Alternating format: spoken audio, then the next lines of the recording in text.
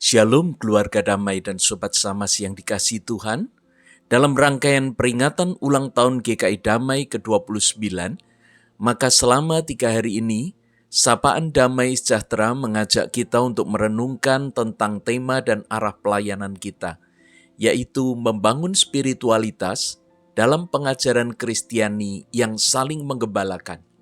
Jika dalam 2 hari berturut-turut yang lalu kita telah membahas spiritualitas dan pengajaran, maka pada hari ini kita akan membahas tentang penggembalaan. Mari kita bersama memohon pimpinan Roh Kudus untuk memahami kebenaran firman Tuhan. Allah yang telah menanam kami dalam gereja ini, kami bersyukur karena Allah berkenan membangun spiritualitas kami, serta menumbuhkan kami melalui pengajaran yang benar. Hari ini kami ingin belajar tentang penggembalaan, agar kami dapat menghidupinya. Terangi kami dengan kebenaran firman-Mu, agar kami dapat memahami penggembalaan dengan benar. Dalam nama Tuhan Yesus kami berdoa. Amin. Sobat Samas dan keluarga damai, mari kita bersama membaca firman Tuhan dari surat 1 Petrus 5 ayat 2 dan 3. Gembalakanlah kawanan domba Allah yang ada padamu, jangan dengan paksa tetapi dengan sukarela, sesuai dengan kehendak Allah, dan jangan karena mau mencari keuntungan, tetapi dengan pengabdian diri. Janganlah kamu berbuat seolah-olah kamu mau memerintah atas mereka yang dipercayakan kepadamu, tetapi hendaklah kamu menjadi teladan bagi kawanan domba itu. Keluarga damai dan sobat Samas, penggembalaan adalah sebuah tugas yang kemudian menciptakan iklim sejuk di dalam kehidupan berjemaat. Dalam tata gereja dan tata laksana GKI, pasal 36, penggembalaan dimengerti sebagai pelayanan yang dilakukan di dalam kasih, untuk mendukung, membimbing, menilik, menegur, menyembuhkan, dan mendamaikan, agar anggota jemaat dan simpatisan mengasihi Allah, hidup taat kepada Allah, serta hidup dalam damai sejahtera dengan Allah, sesama, dan seluruh ciptaan Allah. Oleh karena itu, penggembalaan dilaksanakan secara bijaksana dan penuh tanggung jawab. Melihat kompleksitas penggembalaan ini, mungkin kita akan bertanya, lalu siapa yang menjadi pelaku penggembalaan? Jika kita berpikir bahwa pelaku hanya pendeta atau majelis jemaat, kita salah. Karena di pasal berikutnya, yaitu pasal 37, dengan jelas dikatakan bahwa penggembalaan dilaksanakan oleh anggota dan atau pejabat gerejawi dan atau lembaga gerejawi. Yang menarik dari bagian ini adalah yang disebut pertama-tama sebagai pelaku justru anggota. Jadi sebenarnya setiap kita dipanggil untuk saling menggembalakan. Penggembalaan menjadi sebuah iklim sejuk, sehingga tidak ada yang merasa paling tinggi atau paling rendah, yang merasa berkuasa mendakwa atau mempersalahkan, maupun yang merasa tidak berdaya karena telah menjadi objek atau korban perlakuan tidak adil.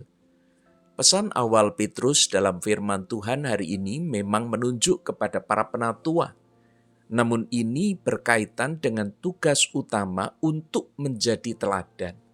Dalam pelaksanaan kepemimpinan, tentu tugas ini diberikan secara bertahap. Dari ayat tadi kita melihat aliran tugas dari Kristus kepada Petrus, dari Petrus kepada para penatua, dan dari para penatua kepada jemaat. Dalam pelaksanaan hariannya, penggembalaan ini harus dilakukan secara terus-menerus dan melalui berbagai kegiatan, baik secara pribadi maupun bersama-sama. Penggembalaan dilakukan dengan menggunakan berbagai sarana, seperti pelaksanaan kebaktian, pembinaan, pelayanan diakonia, perkunjungan, dan atau percakapan pastoral, serta bentuk-bentuk penggembalaan lainnya. Bisa kita bayangkan bahwa hal ini tidak mungkin hanya dilakukan oleh beberapa orang saja.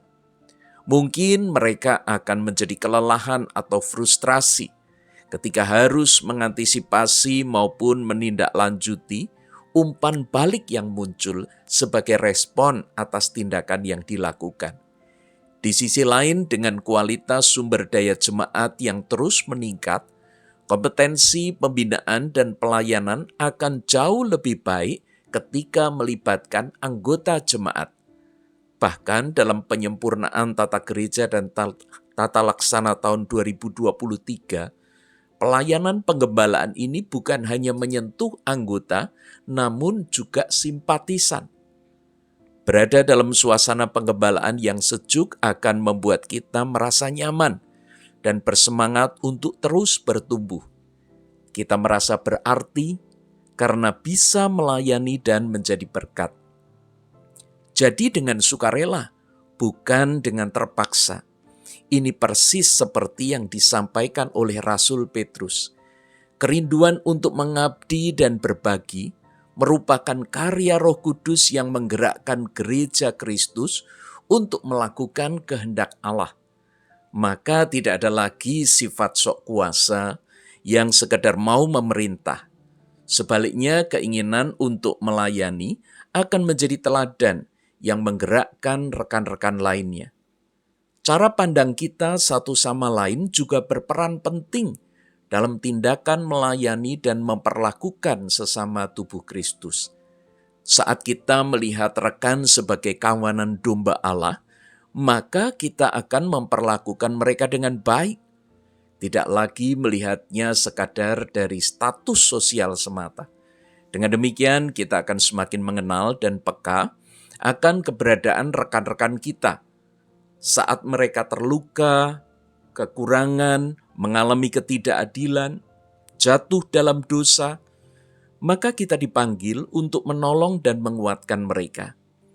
Ingatlah bahwa keberadaan kita saat ini juga merupakan buah dari penggembalaan dari mereka yang telah digerakkan Allah untuk menggembalakan kita, sehingga kita bertumbuh dalam kasih dan terpanggil untuk melayani. Dalam peringatan ulang tahun gereja kali ini, mari kita bersama memahami panggilan penggembalaan ini sebagai anugerah yang berasal dari Allah. Dengan iklim penggembalaan yang sejuk, maka gereja akan terus bertumbuh dan menjadi berkat bagi sesama. Mari melangkah bersama dalam tekad untuk saling menggembalakan seturut dengan kehendak Tuhan. Mari kita bersama berdoa. Allah yang Maha Kasih, kami bersyukur karena Allah telah mengirimkan Yesus Kristus yang menggembalakan kami dengan penuh kasih. Sebuah teladan yang nyata dalam kehidupan kami. Bahkan mengirimkan sahabat-sahabat yang merawat dan menopang kami, sehingga kami dapat bertumbuh dan menjadi kuat sampai saat ini. Melalui renungan hari ini kami bersyukur karena Allah berkenan juga untuk memanggil kami sebagai gembala-gembala kecil untuk ikut merawat dan melayani jemaat Tuhan dengan penuh cinta. Mampukan kami untuk melakukan panggilan penggembalaan ini dengan kerelaan dan kesungguhan hati. Dengan panduan Kristus Sang Gembala yang agung, kami siap untuk melayani. Amin. Kiranya Tuhan Yesus memberkati kita untuk menjadi gembala-gembala kecil di dalam suasana penggembalaan yang sejuk di jemaat ini. Tuhan memberkati.